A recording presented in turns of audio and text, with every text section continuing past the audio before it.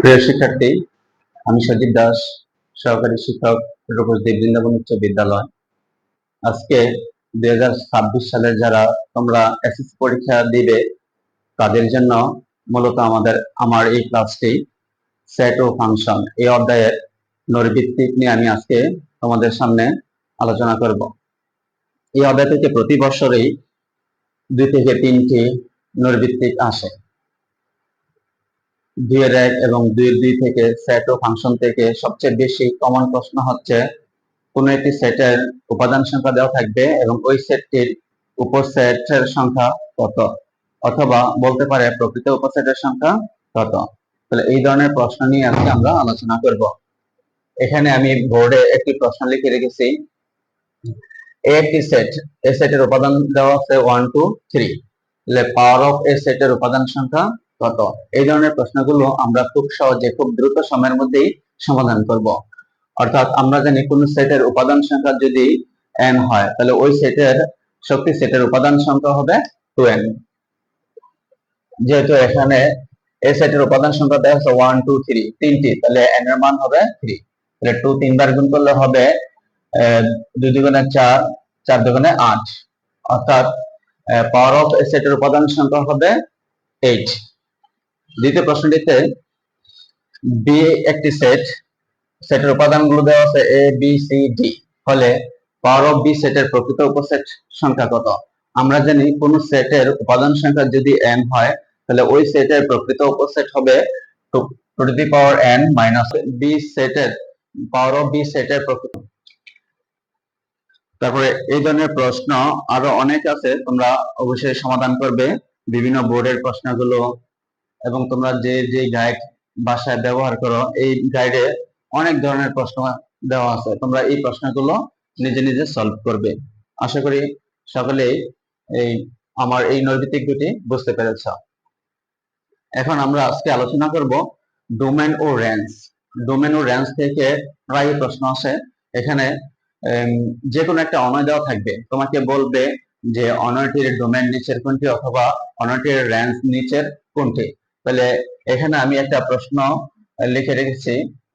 একটা অনয়ের ক্রমজোর গুলো দেওয়া আছে 3 1 3 2 4 3 5 4, বলছে অনয়টির ডোমেন গুলি হচ্ছে। তাহলে ডোমেন কোনগুলো?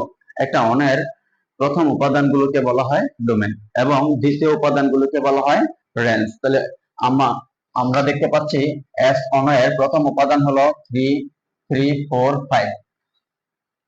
এখন ডোমেন হবে প্রথম উপাদানগুলো, তাহলে 3 4 5। 3 যদি কোনো একটি উপাদান যদি একাধিকবার থাকে তাহলে ওই উপাদানটি আমরা একবার নিব। তাহলে 3 4 5 হবে এই অনয়টির ডোমেন। যদি বলা হয় এই অনয়টির রেঞ্জ কত, তখন আমরা দ্বিতীয় উপাদানগুলো নিয়ে সেট গঠন করব 1 2 3 4। তাহলে দ্বিতীয় উপাদানগুলো হবে এই অনয়ের রেঞ্জ। তাহলে ডোমেন এবং রেঞ্জ খুবই সহজ, মুহূর্তের মধ্যেই আমরা ডোমেন এবং রেঞ্জ নির্ণয় করতে পারবো। যে কোনো একটা অনয় দেওয়া থাকলে আমরা প্রথমে দেখব প্রথম উপাদানগুলো কি কি আছে। যদি কোনো উপাদান একাধিকবার থাকে তাহলে আমরা ওইটাকে একবার কাউন্ট করব। যেমন এখানে প্রথম ক্রমজোরের 3 প্রথম উপাদান, আবার দ্বিতীয় ক্রমজোরটা তো কি 3 আছে, এজন্য আমরা একাধিক উপাদান থাকলে যে কোনো একটা উপাদান নিব। তাহলে 3, এই দুইটা 3 এর মধ্যে আমরা একটা 3 নিয়েছি।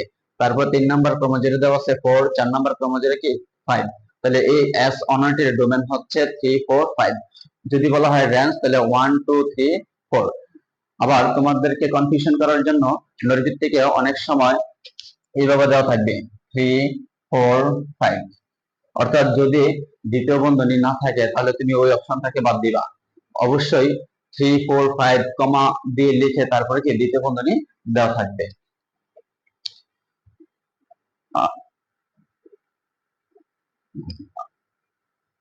এবার তোমরা নিজে নিজে করবে যে একটি সেটের উপাদান সংখ্যা দেওয়া আছে 1 2 3 4, ফলে পাওয়ার অফ n এর সংখ্যা কত।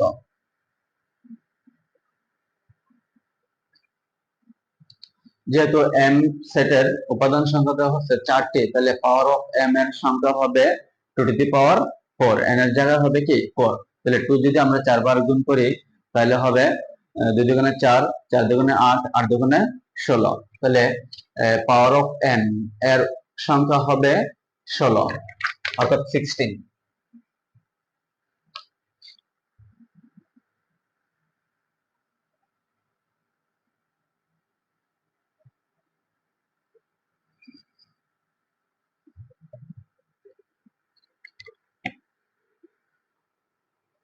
বিভিন্ন বোর্ডে তোমরা দেখে থাকবে অনেকগুলো এই অধ্যায় থেকে নৈর্ভিত্তিক আসছে।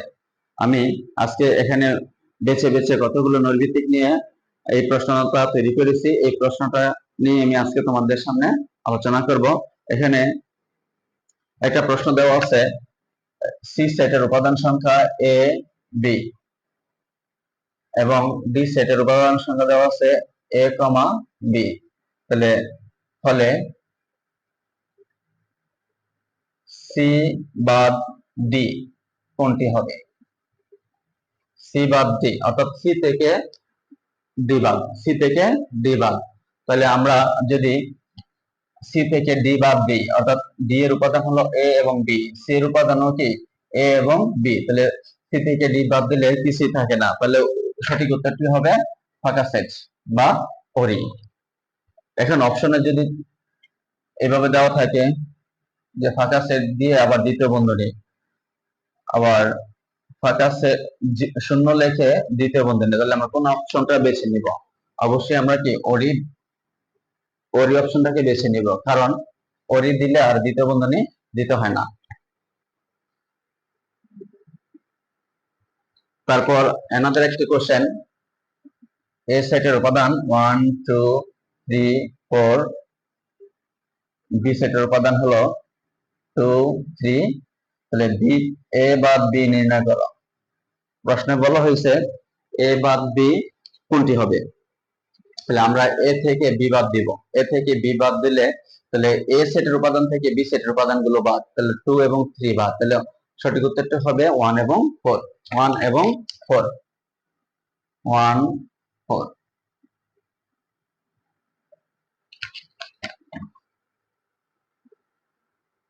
আরেকটি কোশ্চেন হচ্ছে, এ সেটের উপাদান দেওয়া আছে 3 এ বি সি এবং বি সেটের উপাদান দেওয়া আছে এ বি সি।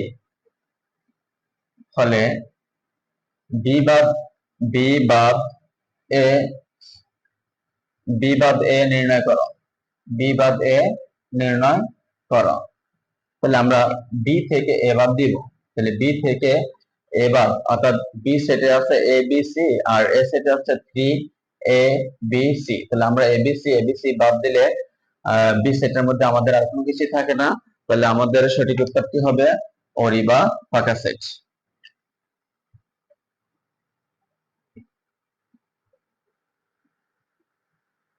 এবার আমরা আলোচনা করব ক্রমজোড় সম্পর্কিত সমস্যা।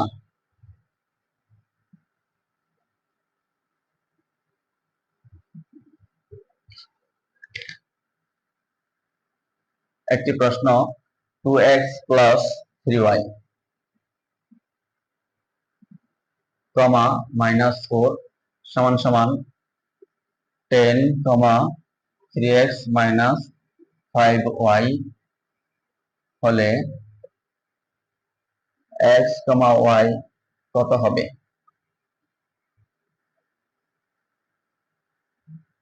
অপশন গুলো দেওয়া আছে 4 4 3 4 2 3 2 2। তাহলে এই ধরনের প্রশ্নগুলোকে আমরা অপশন থেকে উত্তরটা বেছে নিব। যেমন প্রথম উপাদানটা দেওয়া আছে 4, দ্বিতীয় উপাদানটাও কি 4। আমরা যদি x এর পরিবর্তে এখানে 4 বসাই তাহলে 4 দুগুণে 8, আর y এর পরিবর্তে যদি 4 বসাই 3 4 12, 12 এবং 8, 12 এবং 8 যদি যোগ করি তাহলে হয় 20, কিন্তু আমার এখানে দেওয়া আছে কত 10। তাহলে আমার এই অপশনটা নিতে পারছি না। তাহলে x এর উপাদান এখানে দেওয়া আছে 3, তাহলে 3 দুগুণে কত 6, আর ওয়াই এর উপাদান দেওয়া আছে 4, তাহলে 3 4 12, 12 আছে কত 18, কিন্তু এখানে আছে 10, তাহলে এই অপশনটা বাদ। তাহলে 3 নাম্বার অপশনটাতে বলা আছে 2, x এর উপাদান হলো 2, তাহলে 2 দুগুণে 4, আর 3 এর উপাদান y এর উপাদান হলো 3, 3 3 9, 9 আর 4 হলো 13, এটাও বাদ। তাহলে অবশ্যই 4 নাম্বারটা কি সঠিক, কারণ এখানে দেখো x এর ভ্যালু দেওয়া আছে 2, তাহলে 2 যদি আমরা বসাই 2 দুগুণে 4, আবার y এর ভ্যালু দেওয়া আছে কত 2, তাহলে 3 দুগুণে 6, 4 আর 6 যোগ করলে 10। আবার দেখো এখানে যদি আমরা x এর ভ্যালু বসাই 2, তাহলে 3 দুগুণে 6, আবার y এর পরিবর্তে যদি 2 বসাই তাহলে 5 দুগুণে 10, অর্থাৎ -10 থেকে 6 বাদ দিলে -4, তার মানে চতুর্থ অপশনটা সঠিক। পরীক্ষার হলে আমরা প্রথমটি বসানোর পর যদি না মিলে দ্বিতীয়টি আর বসানোর চেষ্টা করব না আমরা খুব দ্রুত, কারণ আমাদের প্রতিটা নৈর্ব্যক্তিকের জন্য সর্বোচ্চ আমি 40 সেকেন্ড ব্যয় করতে পারবো, কারণ প্রশ্ন পড়তে হবে, উত্তরটা সিলেক্ট করতে হবে, তারপর কি নৈর্ব্যক্তিক দাঁড়াতে হবে। খুব অল্প সময়ের ভিতরে তোমরা এই কাজটা করবা।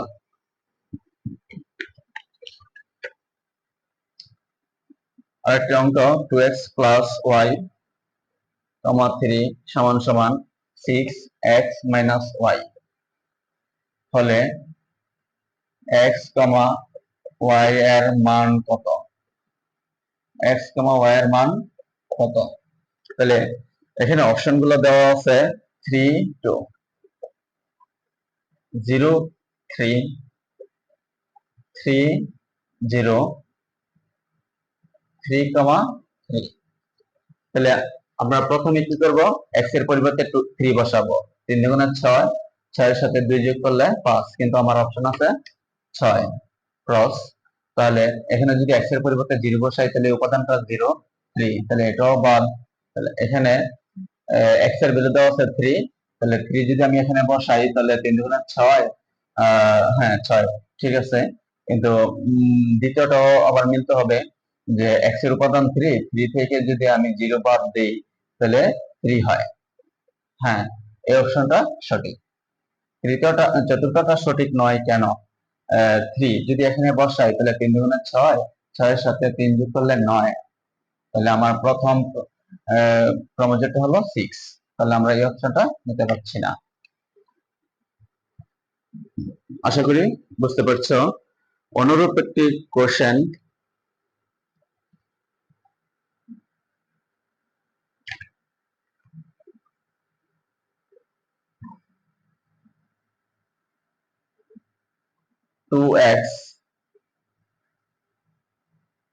x plus y, 1 সমান সমান 3x minus y হলে x সমান সমান কত? এই প্রশ্নটাতে বলা হয়েছে x সমান সমান কত। তাহলে আমরা অপশনগুলোতে দেওয়া আছে 4 3 2 0, তাহলে x এর ভ্যালু কত বলছে? হ্যাঁ, তাহলে x plus y সমান সমান 3, x plus y সমান সমান 3, আবার x minus y সমান সমান 1, কারণ আমরা জানি একটা ক্রমজোড়ের এই পাশের বাম পাশের প্রথমটা সমান সমান ডান পাশের প্রথমটা, এবং বাম পাশের দ্বিতীয়টা সমান সমান ডান পাশের দ্বিতীয়টা। তাহলে আমরা যদি এখানে যোগ করি, যোগ করলে y y কাটা যাবে, x x যোগ করলে 2x, আর এদিকে 3 এবং 1 যোগ করলে হবে 4, অর্থাৎ x এর ভ্যালু হবে 4/2, অর্থাৎ 2। তাহলে আমার 3 নম্বর অপশনটা সঠিক।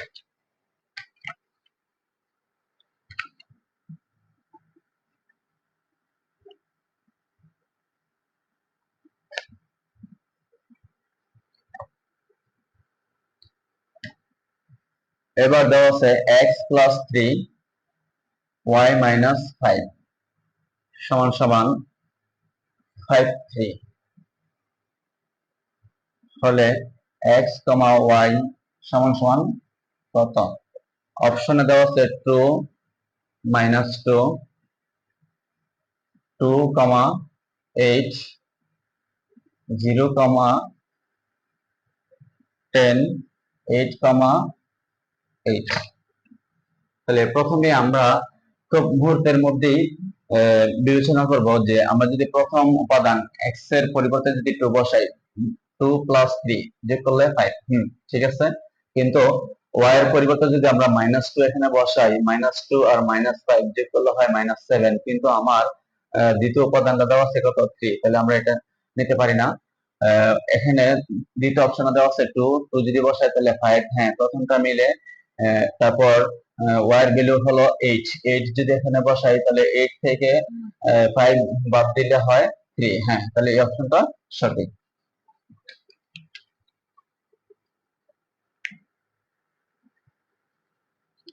তারপর তারপর একটি প্রশ্ন দেওয়া আছে x প্লাস y, 2a সমান 0, x মাইনাস y হলে x সমান সমান কত? x এর মান চাইছে, তাহলে অপশনে দেওয়া আছে -a, শুধু a, এবং মাইনাসের 2a এবং প্লাসের 2a, তাহলে কোন অপশনটা সঠিক? তাহলে আমরা খুব দ্রুতই চিন্তা করব যে x প্লাস y এর মান হলো 0 আর x মাইনাস y এর মান হলো 2a। তাহলে আমরা যদি এখানে x plus y equal to 0 লিখি এবং x minus y equal to 2a লিখি, তাহলে আমরা যদি যোগ করি তাহলে y y কাটা যায়, x x যোগ করলে 2x, আর এই পাশে যোগ করলে হবে শুধু 2a, অর্থাৎ x ইকুয়াল টু হবে 2a/2, অর্থাৎ 2 2 কাটা, তাহলে x এর ভ্যালু পাচ্ছি আমি a, তাহলে অপশন একটা সঠিক।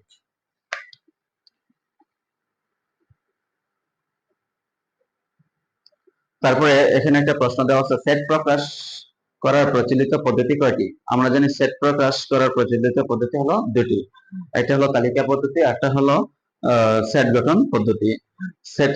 সেটের উপাদান প্রকাশের চিহ্ন কোনটি? সেটের উপাদান প্রকাশের চিহ্ন হলো বিলংস টু। সেটের উপাদান প্রকাশের চিহ্ন হলো বিলংস টু। সেট সম্পর্কে কে প্রথম ধারণা প্রদান করেন? সেট সম্পর্কে প্রথম ধারণা প্রদান করেন জার্মান গণিতবিদ জর্জ ক্যান্টর। তারপরে এখানে আরেকটা প্রশ্ন হচ্ছে যে এ একটি set x belongs to n such that 5 less than or equal x less than or equal 8 হলে নিচের কোনটি সঠিক? নিচের কোনটি সঠিক? অপশনে দেওয়া আছে 5 8, তারপর 6 7, তারপর দেওয়া আছে 5 6 7 8, 4 নম্বর অপশনে দেওয়া আছে শুধু 4, শুধু 4।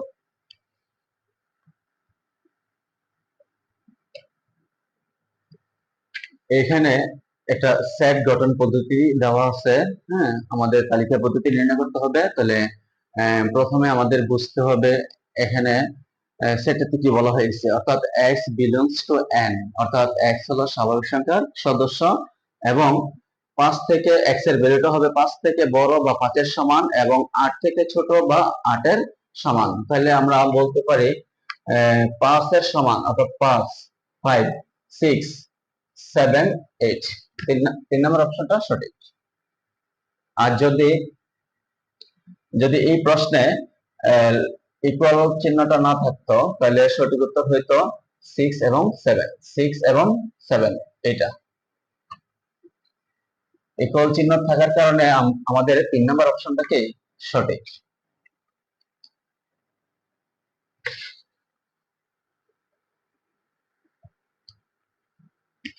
x প্লাস y, এরপর প্রশ্নটা হলো x plus y, x minus y সমান 5, 3 হলে x এর মান কত? x এর মান কত?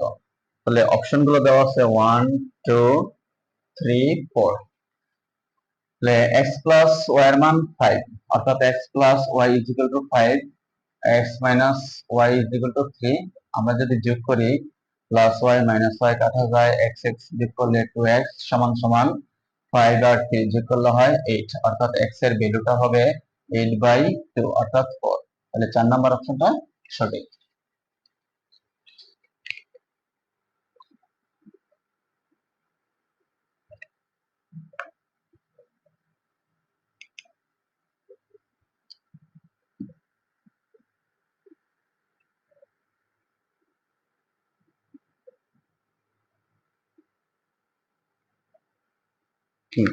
আরেকটি সুন্দর প্রশ্ন, p সমান সমান x belongs to n such that 2 less than or equal x less than or equal 4 হলে এর তালিকা পদ্ধতি নিচের কোনটি? অপশন হলো 2 4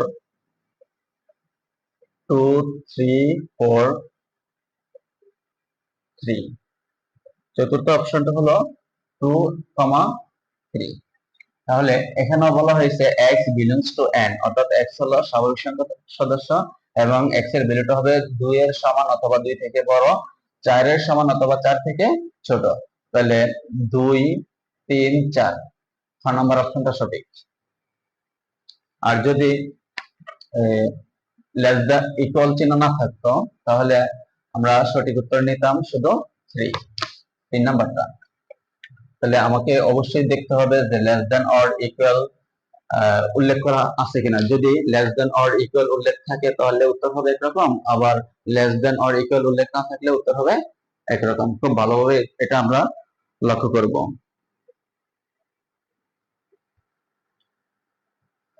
আর এই অধ্যায়ের সবচেয়ে মোস্ট ইম্পর্টেন্ট আরেকটি প্রশ্ন হলো যে কোন সেটের শক্তি সেটের উপাদান সংখ্যা 32 হলে, কোন সেটের শক্তি সেটের উপাদান সংখ্যা 32 হলে ওই সেটের উপাদান সংখ্যা কত? তাহলে এই ধরনের প্রশ্ন যদি আমরা মুহূর্তের মধ্যে সমাধান করতে চাই তাহলে আমাদের জানতে হবে যে কোনো একটি সেটের উপাদান সংখ্যা যদি n হয় ওই সেটের শক্তি সেটের উপাদান সংখ্যা হবে কি টু দি পাওয়ার n। তাহলে প্রশ্নের যে সংখ্যাটা উল্লেখ থাকবে আমরা টু দি পাওয়ার n সমান সমান ওই সংখ্যাটা লিখব। তারপর এখানে আমরা টু দি পাওয়ার n 2 এর পাওয়ার 5 দিলে 32 হয়। তাহলে আমরা উভয় পাশে বেজ বাদ দিব অর্থাৎ লিখব পাওয়ার সমান সমান পাওয়ার, অর্থাৎ ওই সেটের উপাদান সংখ্যা হলো 5। যদি বলা হয় কোন সেটের শক্তি সেটের উপাদান সংখ্যা 64 তাহলে প্রশ্নটির সঠিক উত্তর হবে টু দি পাওয়ার n সমান সমান আমরা কি লিখব 64। তাহলে একই পদ্ধতিতে আমরা সমাধান করব, অর্থাৎ 2 এর পাওয়ার n, এখানে 2 এর পাওয়ার হবে 6, অর্থাৎ 2 যদি আমরা 6 বার গুণ করি তাহলে 64 হবে, অর্থাৎ উভয় পাশে 2 2 বাদ, তাহলে n সমান সমান হবে কি 6। অর্থাৎ কোন সেটের শক্তি সেটের উপাদান সংখ্যা যদি 64 হয় তাহলে ওই সেটের উপাদান সংখ্যা হবে 6। এইভাবে আসতে পারে 128, অর্থাৎ কোন সেটের উপাদান সংখ্যা 128 হলে ওই সেটের উপাদান সংখ্যা কত? তাহলে তুমি সমাধান করবা এইভাবে যে টু দি পাওয়ার n সমান সমান 128 লিখবা, তারপরে টু দি পাওয়ার n সমান সমান 2 এর পাওয়ার হবে 7, অর্থাৎ n ইজ ইকুয়াল টু হবে 7। অর্থাৎ কোন সেটের উপাদান সংখ্যা যদি 128 হয় তাহলে ওই সেটের উপাদান সংখ্যা হবে কত? 7। কোন সেটের উপাদান সংখ্যা, কোন সেটের শক্তি সেটের উপাদান সংখ্যা যদি 128 হয় তাহলে ওই সেটের উপাদান সংখ্যা হবে 7। তাহলে এই প্রশ্নগুলো খুবই কমন একটা প্রশ্ন এবং প্রায় বিভিন্ন বোর্ডে তোমরা দেখবা যে এই প্রশ্নগুলো থেকেই প্রশ্ন বারবার রিপিট হয়। কোন সময় 32 দেওয়া থাকে বা 64 দেওয়া থাকে বা 128 দেওয়া থাকে, সেক্ষেত্রে আমরা এইভাবে মুহূর্তের মধ্যে কি সমাধান করব। ধন্যবাদ তোমাদেরকে। আমি পরবর্তী ভিডিওতে ফাংশন নিয়ে বিস্তারিত আলোচনা করব। ধন্যবাদ সকলকে।